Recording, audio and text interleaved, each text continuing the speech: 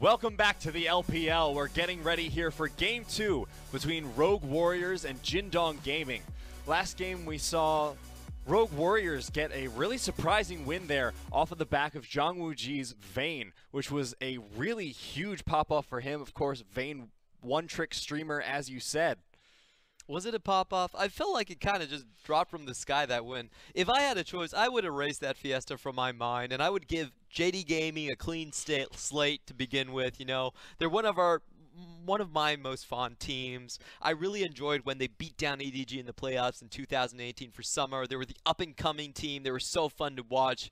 But they're also the Game 3 kings, and the reason for that is they do make a lot of macro mistakes, or they do tend to overstay for fights. In that Baron fight, you have to ask yourself, was it really worth going all in that situation, especially in the way that they did so, with Zoom's corpse basically dooming the entire team and stuff like that. So that one was a forgettable game as a JD Gaming fan, but you have, like you said, I will give Uji a bit of credit. He held on really well, and he did carry his team. Well, let's then throw out most of what we saw during that game. Okay, because I would love that. It was a little chaotic. So let's talk about Dumpling Brothers. We have Yagao and we have Zoom, who are the strongest solo laners. As we mentioned, they were voted the best rookies in the LPL, and they had amazing performances. Last game, maybe not so much, but they still are going to be the linchpins of this team for JDG. Talking about Zoom, he was actually selected as first team of the LPL above the Shy, and I have to say, he's the only player that I feel like the Shy consistently does have problems with. We actually have a ton of B-roll of him just, in fact, solo killing the Shy a lot of the time, so definitely a very well-deserved title. And the way they work together is just as a Dumpling Brother duo. They look really much alike. They play in the same position, basically. They're both bruiser type of players, and honestly, I feel like they could unlock each other's phones. The managers can't tell them apart. I actually gave a wrong interview once. I had Yagao up here, and I was like, are you Zooms? Like, no. And I found that after the interview. But if you look at their stats, the big thing, of course, is their kill participation rates are pretty damn high, and their K+A at 15 minutes are really at the top of their respective positions earlier on. Like to leave their lanes and really like to participate in early kills. And they didn't really get the chance to do that much last game. We spoke a little bit about how this strategy is going to be hard to adapt to 9.1, and we saw the results of that last game. They weren't able to use that roam strategy to shut down the Vayne. But this time, maybe with the experience of having a game on the patch, knowing what didn't go well, they can decide, okay, here's what we need to change going in. And we've already seen one change being made. They've swapped out the jungler. Ooh, Levi sitting down after one game. It will be Flawless coming in. Now, I think a lot of viewers are not going to be unfamiliar with Flawless. He did play previously on the Rogue Warrior, so this is going to be a little bit of a revenge tour for himself. He's a very famous Lee Sin player, also great on the Kazakhs as well. So I do expect a lot of high-octane energy from him, a lot of early kills, and just trying to dominate the enemy jungler. And this is a much safer choice for them in terms of personnel, because Levi, yes, he has a lot of potential. Yes, we've seen him do very well. 30 kills in 2 games, the famous statistic. But he is relatively unproven as a talent. His only experience to speak of was on his original Vietnamese team, and in the LPL, that's not much to go on. Yeah, definitely. He's only made a name for himself on Gigabyte Marines. Didn't really get a chance on 100 Thieves. Did play for Rift Rivals, but that was pretty much it so far. So they are bringing on Flawless, and I think the most important point is that Flawless does actually speak rudimentary Chinese. Mandarin, excuse me. So he will be able to communicate with the team. We don't know what happened last game. You know, maybe the Rek'Sai actually saw the markings popping off on his radar, but couldn't find the correct words for Baron. That's Balong in Chinese, by the way. Actually, no, that's actually the LMS server. Balong. I'm sorry. But, you know, probably couldn't find the right words for that. I find it difficult sometimes as well. So they're getting a jungler that can communicate with them a little bit better, has played in the LPR for quite a while. And Flawless has, you know, I don't think he had the greatest trajectory in 2018 in summer. Definitely was a downward trend for him after his flawless victories on the Lee Sin in regular split. But he deserves a new chance, and I really am quite excited to see him back on track. And this might give them a chance to fix up their macro issues from last game, because if you have the more communication, you have more heads working together, you have someone to help communicate the roams between the lanes, and hopefully this means that they'll be able to use their traditional strategy to get more roams, more cross-map plays, and more of those successful plays that we've seen them known for. The biggest thing I want to see is if Yagao can actually play the Tier 1 champions, because that was the biggest hurdle that they had to cross during the regional qualifiers. While Scout was playing Akali, he was still sticking to stuff like Vladimir, which was kind of out of date, excuse me. So we didn't really see the big picks like the Aatrox, the Urgot, the Irelia coming out from Yagao necessarily. He has stuck more to his own field of champions, which are plentiful, but a lot of times the champions that he does play weren't really in the LIAA club. And that club is just a part that you have to be in this meta if you want to participate. Well, now with that, they might be able to formulate a better strategy, have a better draft going into it. But Rogue Warriors, we can't count them out. Yes, they are a lot of unproven rookies, and they do have Killua as that veteran voice, but we just saw Zhang Wuji play a very, very convincing Vayne that's probably going to be banned away, but that doesn't negate his skill, that doesn't negate his mechanics, that doesn't negate the potential of this team to perform well on the LPL stage. And I'm going to be keeping my eyes on Zarun, actually. I felt like he had a really good Urgot engage right there, you know. He always found his target on the Fear Beyond Death, tagging Imp both times, once with the Fear, the other time just with the direct chem drill. So he's a type of player that I'm interested in. There's a whole slew of very good top laners coming in. I know my man, Fion, the esports writer from ESPN, he was hyping up 369. I think Zarun might be another top laner you want to look at. I was really impressed with his performances in the team fights in the previous game, and he has a great name to go with it. Who doesn't like a legendary general from the Warring Kingdoms period? Someone who could go 1v1 versus 50 enemy generals. And it's like cool those military figures of legend, Clement, the important thing is to learn from your mistakes, learn from your losses, learn from what goes wrong, and even learn from what goes right. Know what goes well for you, execute on that. So this time they might have the potential of a 2-0, and that would be a really good morale victory for them. But for Jindong, that would be a very bad look. Oh, it's going to go 3. I know it in my bones. They're just the 3-game kings. Like, they had the most games played in regular split. They always had a bit of trouble closing out the entire series. A lot of times they would actually draft very peculiarly in their game 2s and just try things out. So they're a rough and tumble team. They're not afraid to take a couple losses here and there. They're not afraid to just overextend themselves sometimes. But for JD Gaming, I feel like this is a series where they have to make a statement match. I can't believe on this day that the projected 15th and 16th ranked team in the LPL in Sino Dragons and Rogue Warriors are going to take victories back-to-back. That would be insane to think about. That would be a really good statement on the new up-and-coming talent, or if you look on the other way, it could be a really bad statement on our teams before the Chinese New Year break. Well, it could also be a statement about the LPL and how no matter where you think the real victors are going to come from, it's pretty much random. And I don't mean that it's not skill-based. I mean, everyone has the potential to improve so much. And with the amount of games we play, all BO3s, 2 a day, every team plays all the time, it's a lot of time to practice. That's a lot of time to improve. That's a lot of time to hone your craft. And that means sometimes power rankings mean nothing. I'm really happy that we don't have basically what Vici and TOP were in the spring split of 2018, where we kind of had 2 stinkers that couldn't win any of their games. But this is not the case. We already saw V5 popping it off against Suning Gaming, taking a Game 1 victory over them. Rogue Warriors, they beat IG during the Masha Cup. They just beat JD Gaming right here. And we also saw V5 taking it to TOP in Game 1 of their set as well. So this is shaping up to be a super exciting series where there really is no clear bottom dweller.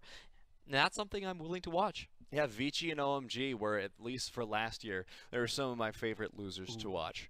Because I was like, okay, eventually they're going to find success, right? Icon's so good, there's no way he doesn't win. There's no way they don't start coming back. And Vici, they've been developing talent, they've been churning through a bunch of players, and they're like, eventually they're going to find players that really mesh for them. Eventually they'll find players that work. And I thought maybe last split would be it. Maybe last year at some point we would get that to happen. We didn't. But we've seen this week that it might be happening, man. It might finally be time for OMG and Vici not to be like Haha. We have no sandbaggers in the LPL, and the LPL has the most action. You watch the LCK. How many kills do they have per game? I'll tell you the answer right here. They only have 18. Watch the LPL. You know how many we have? We have 26. It's almost 50% extra action. If you like kills, if you like watching games with a beer in hand, LPL is the league for you. That's essentially a buy one, get one half off. So we can just sell it as an infomercial now. It's just like, are you sick of having low kill games? Do you want a little more action, a little more bang for your buck? Well, Clement, come on down to the LPL where we have 50% more kills and 100% more fun. That's exactly the message. You have to think about the game we had versus Invictus Gaming versus OMG. You had Rookie and Icon getting solo kills across the map. And in total, 46 kills overall in just one game. So that's what the LPL is all about. We're all about action, and we're all about good mechanics. I love the bloodbaths. They're just chances for people to show off how good they are. Now, JDG coming out with the bans Hard and Fast, Aurelia, and Camille. So far, the answers from Rogue Warriors, Akali, and Aatrox. Now, like we're saying, this is a very blue side focused meta, and the two big picks that are still missing from the ban list currently are the Cassiopeia and the Lucian. Why is this guy? Why is the director showing me Ari all the time? I lost my train of thought. But okay, there's the Cassiopeia going down. Rogue Warriors, their mid laner Coming is famous for the Cassiopeia. It's his most played during his LDL stay. So I think taking that away is a very smart choice, even though most of the time it would be a red side ban. Regardless, Cassiopeia is so strong in this meta, like we've been saying. Other strong picks still available. Aatrox, Aatrox is banned, and now got banned as well. JDG, first pick, it's all up to them. And we have to see if Imp is going to lock down the Lucian. Not a pick that he's traditionally associated with, but he could still do it anyway. Uji is looking more like a hyper carry, does like to take his game a little bit later into the game with picks like Vayne or the Caitlyn. And that is the Lucian lock, and this would help mitigate the problem they had last game. They weren't able to shut down the Vayne. Maybe part of that was that Ezreal wasn't aggressive enough of a lane for them to do so. Now, there's no excuse. Lucian is just such a power pick because of his item build. You're talking about Blade of the Ruin King and the Black Cleaver being selected. We've seen this with iBoy versus other AD carries where when he's on the Lucian, he can just flat out go all in onto the Caitlyn, basically take no damage and still win the trade heads on. Now we have been seeing Varus pop back into the meta. A lot of times if you're going up against strong lanes, you can go for the poke build like we've seen in the LCK, Lethality, and also the Comet, just to avoid interacting with your lane at all. Here comes the Gragas flex pick as well. Potential support, maybe top, maybe jungle, we don't know, but good to secure that. A lot of dislocating abilities, good CC with the body slam. Looks like the response might be the Alistar here from JDG. I do like the Gragas quite a bit. It's Kahlua, one of Kahlua's better picks. He's better with the Tahm Kenches and the Gragases. Not really so with the Alistar. The Alistar is a bit suspect on Kahlua, but very good on Lumal, so we see him picking that up already.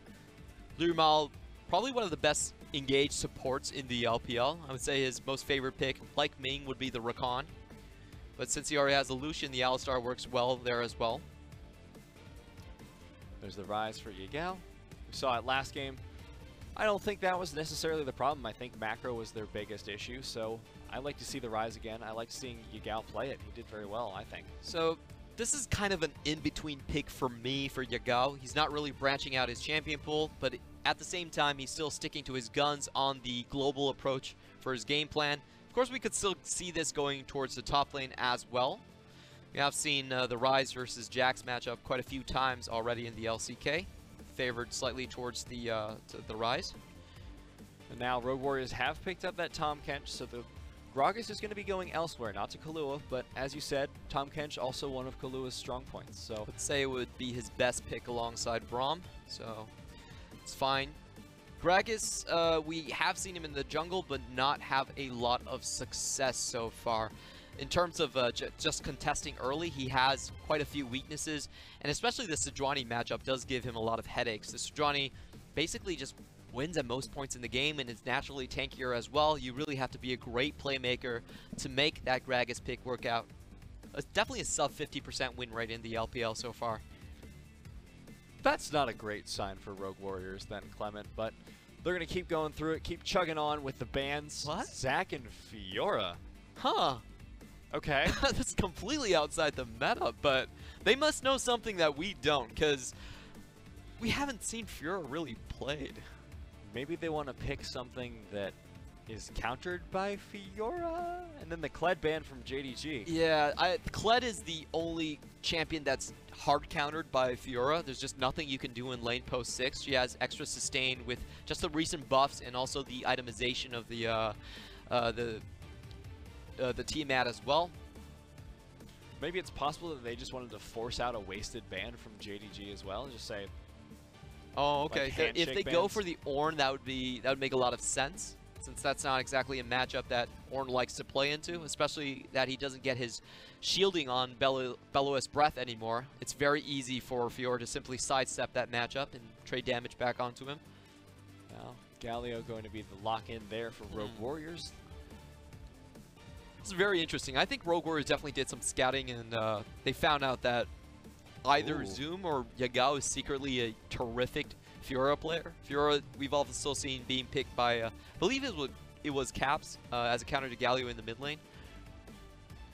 So just avoiding all possible scenarios coming out from Rogue Warriors' side. And we do see JD Gaming just locking in bread and butter for Yagao. There's the Lee Sin. Ooh, I love me some flawless Lee Sin.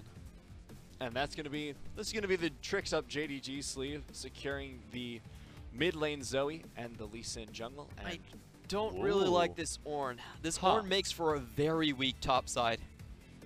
You basically have 3 tanky champions that don't do a lot of damage later in the game. You see post level 3, it's going to be really hard to kill anyone. Ooh. Is this all going to be on Zhang Wuji's damage then, once again? Yeah, it's super AP focused in the top side of the map, and you have 3 champions that are basically tanky. Shuzu is going to have to play towards a more AP heavy Gragas, I would imagine. But it's still a bit of risky, I would say, on their part. Now JDG, on the other hand, they have quite a bit of damage. I also don't think you can go for the lethality build if this is the case for Varus, because all of your physical damage will be locked onto the Varus, and you're going to need some sustained damage overall with that composition. Yeah, especially against the massive amounts of damage coming out from the other side. You know, Lee Sin, good in the early game, but on top of that, you have the Rise damage, and there's a lot they're going to have to answer for with this huge tanky composition. Like you said, Varus is one of the only damage threats. I really like JD Gaming's draft so far. They have a very, very strong core that has plenty CC that they can lock down kills with the Lee Sin and Yagao and Zoom, and they also just have a naturally stronger bot side, in a sense. So, interesting composition, interesting choices coming out from Rogue Warriors. I'm really interested in seeing how they itemize to fit their composition together, because so far we're looking at a comp that has a lot of burst damage for sure, but not really a lot of sustain, and is also lacking in balance in terms of their AP-AD ratios in the top side of the map, which could come back to bite them after the first defensive item is selected for these champions. Not as much a problem there for JDG, of course. Flawless on the Lee Sin. Really excited to see this because Flawless, of course, very well known for that pick. And going into the Gragas has to be his early game, doesn't it? Gragas is not that afraid of the Lee Sin overall, because you can't stop the resonating strike with the body slam. Body slam does take priority just with how the hitbox is sized. But in terms of 2v2 ganking efficiency, it's definitely going to go to Flawless. Now here we are back, game number 2 between JDG and Rogue Warriors. Cheeky surrender going out there just from Kongming. He is a tactician at the end. Just baiting them into false sense of security. And we have Lurmal. Oh no, we should ban this Alistar skin. Please just do it. Lurmal does this every single game. It's migraine inducing.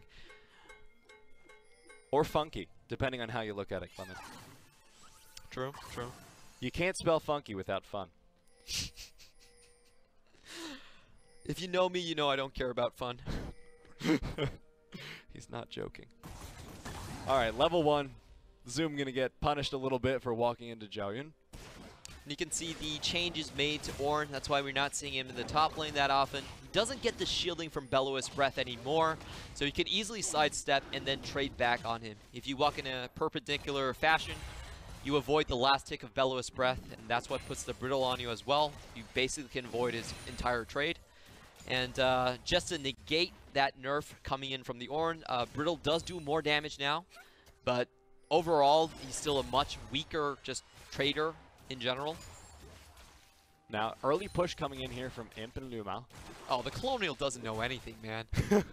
I disagree with the Colonial 100%. Why are you not feeling what the Chicken Man's putting down? Because he's wrong a lot of the times. But he makes great chicken, by the way, so please go grab yourself a bucket. There's the balance.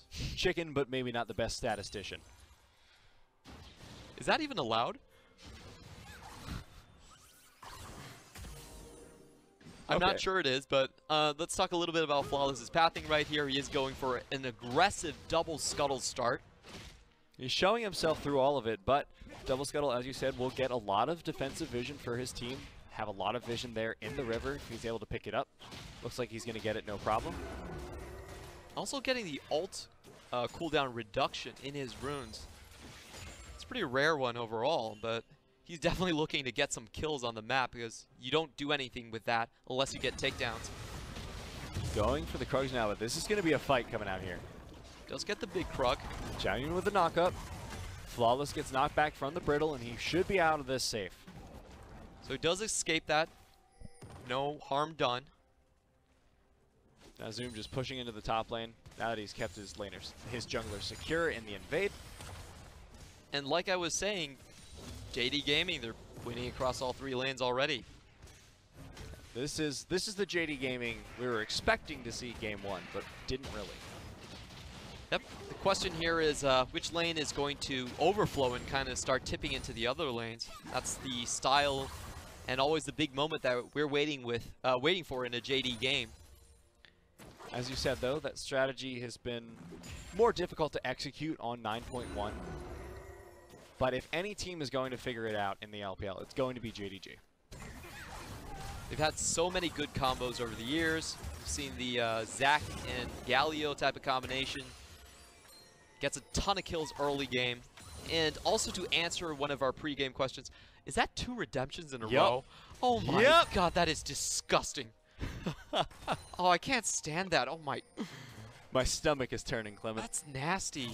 Like, the thing about redemption is that it can actually help you wave clear. You do, I believe it's 250 flat damage to the minion wave, so you get an extra level lead.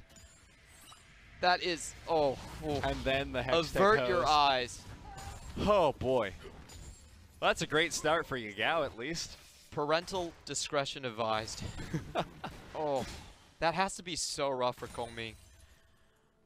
I bet I honestly, if I was Yagao, I would be the one waving the white flag right now. You can't be a Zoe that picks up 2 redemptions in a row.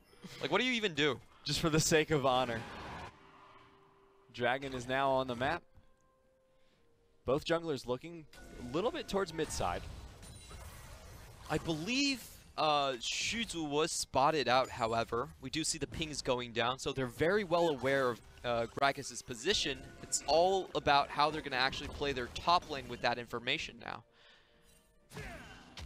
Flawless going to pick up the Scuttle Crabs again. That's his role this game. He's decided. He's just going to say, okay, every Scuttle, that one's mine. Got the first 2, keeping up the record. A little bit of a trade there in the bottom lane. And this has been what we've seen of this lane so far. Imp and Lumao getting the advantage in the trades, but that's going to change with this jungle gank. Here comes Gragas.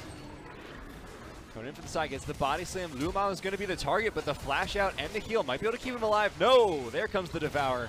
First blood going down for Zhang Wuji. Good patience coming out from Shuzu. He was spotted on his way in, but he was determined enough to stay in position. And JD Gaming, they just didn't want to back off from their bot lane, so traded sides, but overall still goes over to Rogue Warriors. And to talk about the rune selection, we do see Uji, like we were talking about, probably can't go for a poke type of build, is going to go for more sustained damage. He does need that in his composition. Does go for the lethal temple. Now Imp and Lumao, after that gank on them, going to have to back up, come back into the lane, and They haven't been able to get the pressure down that they wanted. They had a CS advantage, Clement, but after that play, they lost it. Oh, don't you worry about that. They're still going to have plenty of pressure in that lane. Lucian's pretty observed in the meta right now. See it commonly banned on the red side. So I still expect, even after that kill, for them to have a sizable advantage. Well played by Yagao there. Coming being forced off the map really hard, and this back timing is going to be very detrimental. I believe JD Gaming is just going to straight contest for the blue buff. Oh, he's already picked it up, so still okay for Coming. Flawless really hasn't had much of a chance to aggress so far in this game. He's mostly just been providing vision, clearing his jungle, and not been really able to get into these fights, not able to get off these early ganks. But to be fair to him, it's been going very well for his team.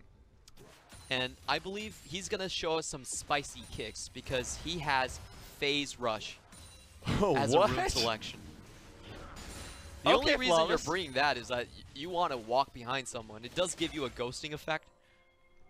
And that combined with the rune that gives you quicker ultimates. He really wants those kicks. Flawless, he actually just runes himself for the highlights. Because, like, you know, Electrocute, nah. Lee Sin, that's too basic. It's too much damage. You don't need damage, you need style. Let's go with the Phase Rush. All right, he has to make this kick work. I'm waiting for it, man. He is level 6. Give me the roundhouse.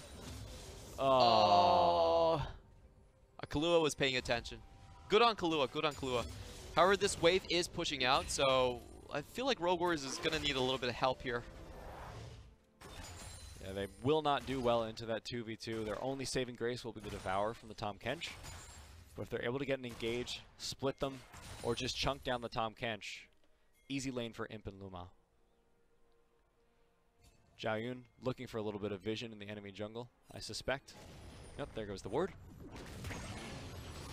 And for Ornn, we really need to pay attention to his free level ups. And first of all, let's see if Zoom is able to avoid this.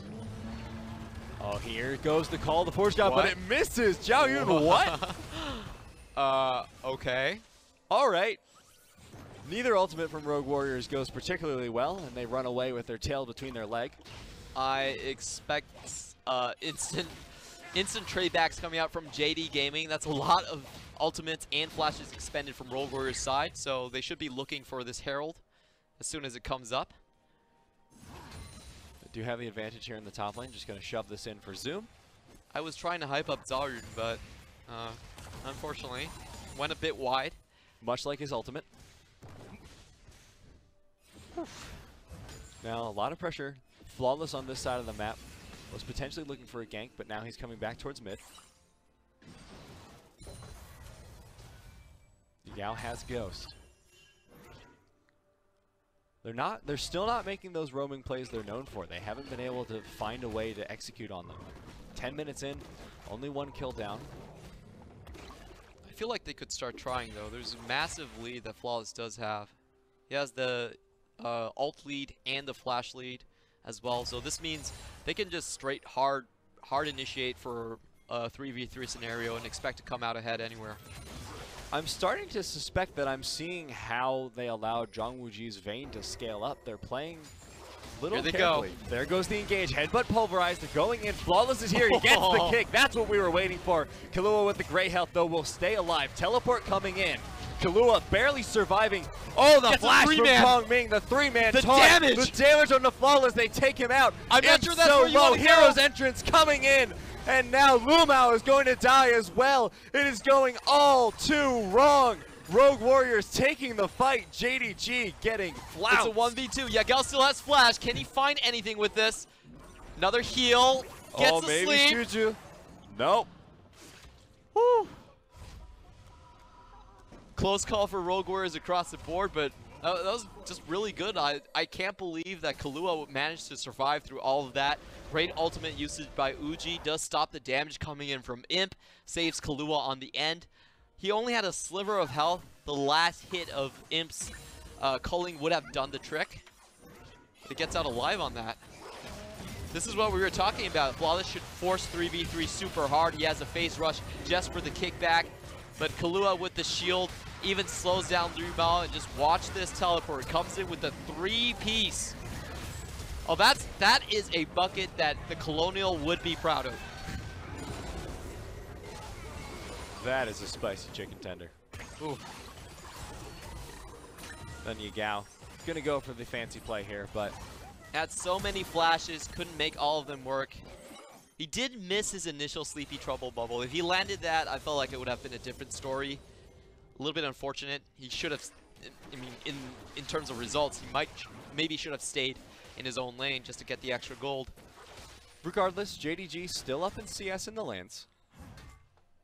Not all is lost, but that play definitely didn't go well for them. Here's the repeat gank. Oh they want to my redeem God, themselves. he missed it Call the again. Forge God misses, but the knockup is still there. Zoom getting taken out. I guess it doesn't matter. That's just better positioning from Shutsu so far. And even though Zarun can't land any of his own horns, it just doesn't matter. Now Yagao just going to wave through a little bit. And JDG, they really have not been making the plays that we expected them to see and the plays that they need to make if they want to stay in the series.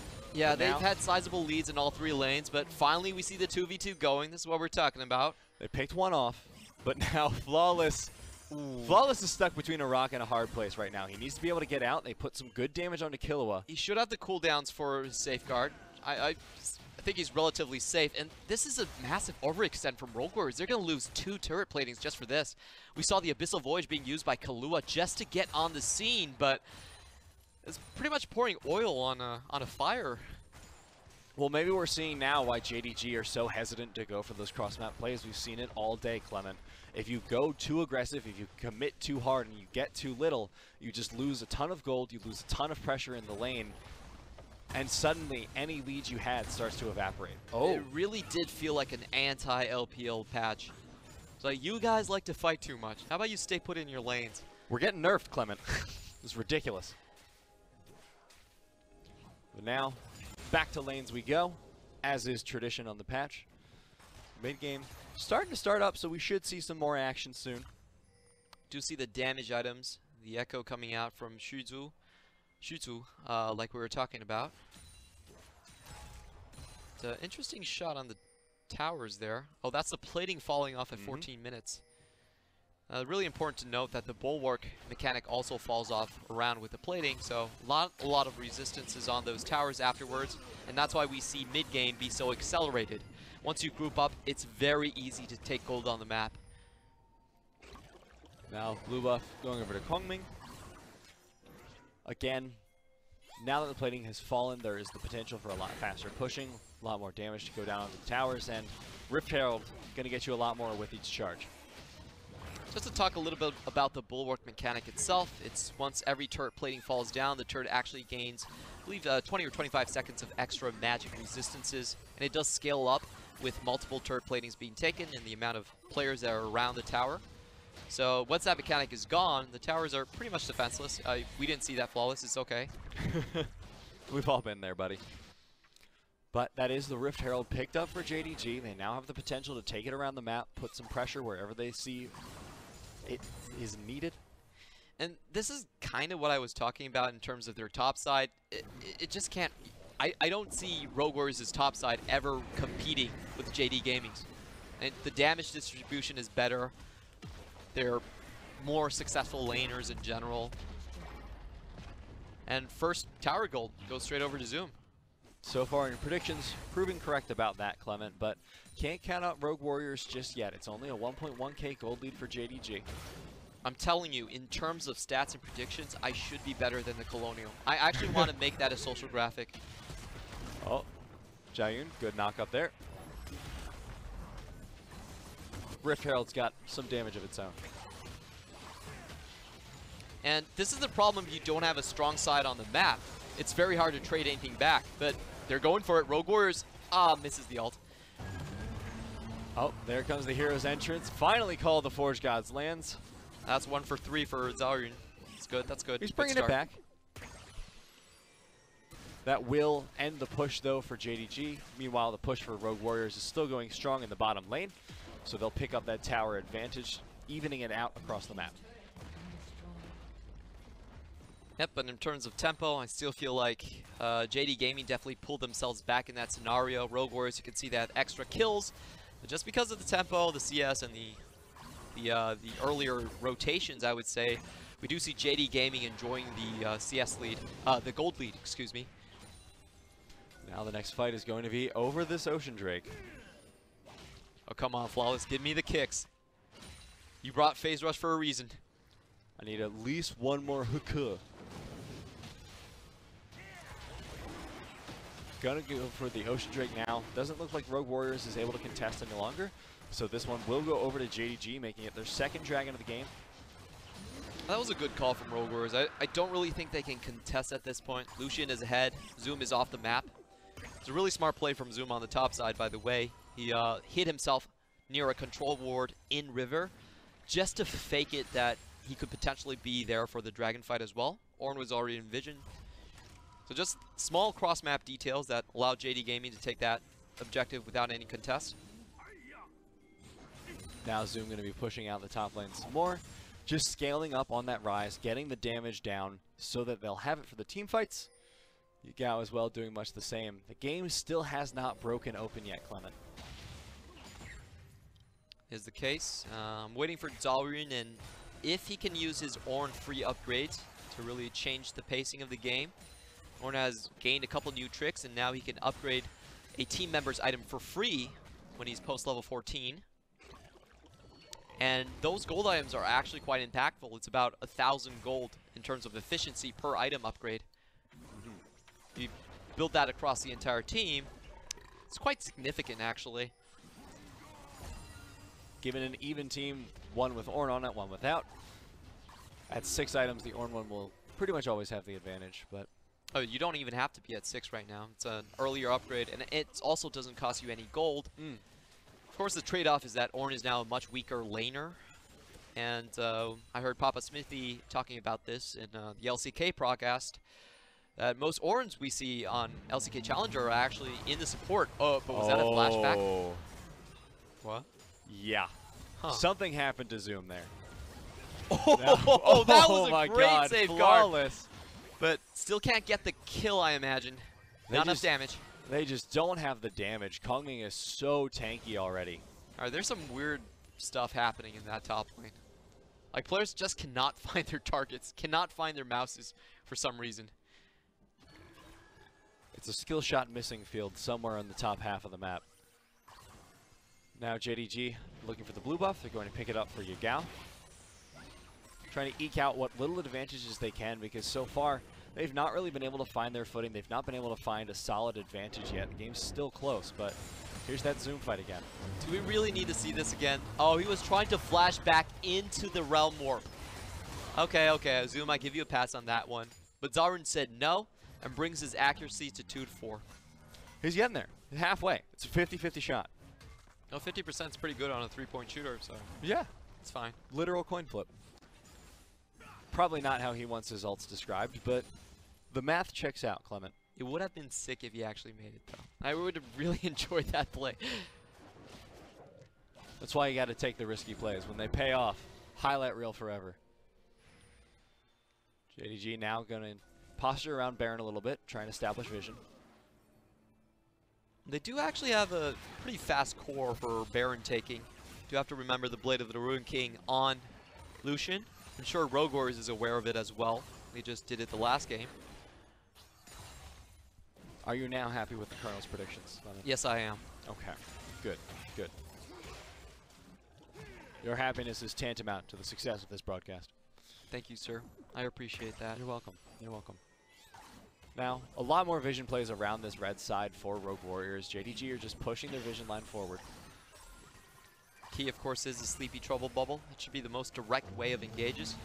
Ooh, but Rogue Warriors are going back in. Call the Forge Guys, lands onto Yagao. That's a ton of damage, but he makes it out alive for now. That was so close from Uji. He actually missed the ultimate. If that landed the Chains of Corruption, it would have ended Yagao's life. So close. Within just an inch of success, Rogue Warriors' game is definitely not going their way. Yeah, and that was a lot of ultimates expended. So I do expect JD Gaming to just all in onto this next Mountain Drake. 3 ultimates out of the fight. Should be a very clean deal for them.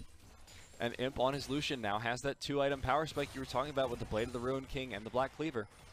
Does make him a 1v1 king, and it's pretty much the only build that can deal with Urgot in the meta from an AD carry. Now, like we were talking about, JD Gaming just going straight for the Mountain Drake.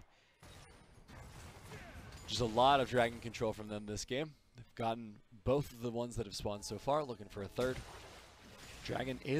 Baron is on the map as well.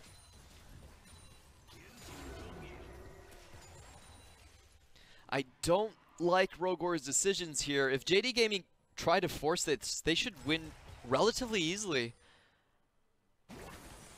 Still gonna go for it. They're going for it. Yao, great poke out there. I'm not sure this is the best decision. Here comes Flawless. Oh! Gets the kills. Probably gonna get an extra kill. Gets the steal. Excuse me. That's the JDG we like to see, Clement. Yeah, but that I don't like that play from Rogor at all. You're missing ultimates. Your top lane's being shoved in like that, and this is just an open route straight towards the Baron. Rogors have to come here. Control ward is on it. They see this happening. A lot of damage, though, from Zoom and from Imp. Look at how fast they're taking down the Baron. That's already a Mountain Drake and a Blade of the Ruined King. Lu Mao and Yagao are the only two left who are going to zone out during this. Call of the Forge God comes in. Baron is picked up by JDG. There's no smite from Flawless, but still secured by Imp. Now JDG have the Baron, all 5 members still alive with the buff. I just kind of feel bad for this series because both games had these crucial moments where one team just bit off way more than they could chew. Like, I don't like that that Drake contest from Rogue Warriors. There's no way that they should have been the ones starting that. It was a very dangerous situation. Their top lane was also nowhere to be seen, and they're just giving over Baron. And now this is a huge advantage for JDG. They might be able to get all the way up to Inhibitor with this. They've proven to have the damage they need to win these fights. Oh, come on, Flawless. Go in. Go in. Lee Syndrome. Trying to fake out Rogue Warriors and combing right there. No flashes burned, however. Still a flashy play. They do have Zoom on the bottom. They're running a 1-4 in the bottom and mid lanes. And with Baron, this is a very effective strategy for them, taking 2 towers so far. In Spring Split, Flawless was 7-0 on his Lee Sin. Was never defeated on the champion. Have to Commonly forcing bans for it. We can see why. I mean, the kicks he has gotten have been incredible. Granted, some of the targets he's chosen have been too tanky to kill, but the execution of them has been, well, flawless. We've it's overused too easy. that pun. I know, but it's too easy, Clement. I do that all the time as well. I understand you, Matt. Now they're just going to farm back out. The game has slowed down once again, and this has been the pattern for this game. Unlike last one where it was decently action-packed, this one has been a lot of slow periods followed by a little bit of action, and JDG so far is getting the better end of it. I'm not sure how Rogue Warriors actually come back. I think that's the biggest question for me. JD Gaming, they've already ballooned their lead to 6K. They have a double Mountain Drake coming up, so it's going to be so easy for them to just force objectives. And once Rogue Warriors approaches, they have the Realm Warp to close in on the fight. It's actually a very easy engage for them to do. So unless Rogue Warriors are the initiators and they're able to pick off something, I don't really see themselves climbing out of this hole. No, JDG are tightening the noose now. And this should be their first win of the series, tying at 1-1. But game's not over yet, Clement. Miracles happen. A lot of poke coming down, and we've seen some disastrous Realm Warps as well. Of course, we've seen a lot of disasters this game. I'm talking about is Korn going into Knight, Scalio. Instantly got his team wiped. Yeah, that was... Ooh, good reaction on Imp. Imp definitely still got it. Now they've pushed down both Inhibitors towers in the top and bottom lanes. Getting pressure onto the Inhibitors themselves now. Here comes Call of the Forge Gods. It's actually going to land this time. 3 for 5, but the engage gets halted. It is so on point this game. And where did Gragas go? Goodbye. Yagao with the huge damage. That's 1 inhibitor down, soon to be 2, followed by 3. This is going to be the game here for JDG. This is just Imp styling in the later portions of the game. He wins his lane, and then he dodges out of the ultimate. Flawless still didn't go in on that one. Oh, I'm a little bit disappointed he didn't get the kick on. It's the last fight of the game, man. You got to go for it. There's the engage. There's the knockups. Here comes Flawless. Oh, that kick was not what we were hoping for, Clement. Yeah, he actually doesn't have the kick anymore, but do expect better. JD Gaming just closing out the game now. We expect better, Clement, but you know what? Getting the victory is pretty good. And a little bit of disappointing development coming in from Rogue Warriors. I felt like they just gave the objectives away. There was not something that they could contest. I felt like the composition was all over the place. There was no way that top side was going to work. If you're going to run the on-hit the on-hit Varus just to complement the composition, then there's no way you're going to get a winning lane in the bot side either. So overall, draft not working, really questionable macro mistakes coming in from Rogue Warriors as well, and I really want to see an action-packed series, an action-packed Game 3 where both teams can showcase their team fighting prowess rather than just gifting away Barons. Yeah, that was a very slow game that relied very heavily on JDG just capitalizing on the mistakes of Rogue Warriors, and while that's objectively a good way to win League of Legends, it could be a little bit more exciting, and we know JDG are capable of those explosive games, but you see right there, the gold swing. It was just very small at first, and then suddenly just an explosion. That's what happens when you have a 20-minute Baron, and it was a full-team Baron as well, so they took up all the objectives on the map straight after that, and there's just nothing that you could do when someone gets a Baron in the 22 minutes in the game, and it's just kind of over. So really, both teams not showing the best sides today. Hope we have a good Game 3. Yeah, that Baron was sort of the nail in the coffin for what was a very confusing game from Rogue Warriors. As you said, they sort of gave up objectives, but more than that, in the lanes, they didn't really put up much of a fight, I feel like. They couldn't. I just didn't like the draft at all. I really hope that Rogue Warriors and Stakes particularly can come up with a draft that can contest in the early game. It's all about the early and mid game in this meta. Stake, do better. And he's going to have to, and we'll be back with the final game of the series between Rogue Warriors and JDG. Stick around.